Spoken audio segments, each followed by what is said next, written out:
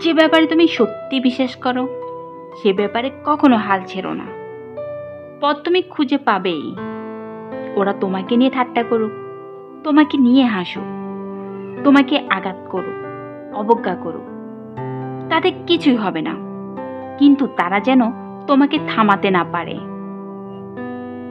সাফল্য মানে উৎসাহ না হারিয়ে একটার পর একটা ব্যর্থতাকে টপকে যাওয়া।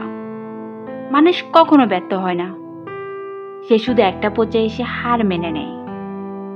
ব্যর্থতাকে ভয় করার বদলে চেষ্টা না করে বসে থাকাকে ভয় করো। তোমার কতক্ষণ চেষ্টা করা উচিত? যতক্ষণ না কাজ হয়। সফল মানুষেরা কাজ করে যায়, তারা ভুল করতে পারে, কিন্তু তারা হার মানে না। আমি আস্তে চললেও কখনো পিছু হাঁটি না। হতাশাকে জয় করার জন্য তোমাকে বাধা বিপত্তির বদলে কাজের ফলাফলের দিকে ফোকাস করতে হবে। যদি হার না মেনে চেষ্টা করে যাও, তুমি সফল হবেই।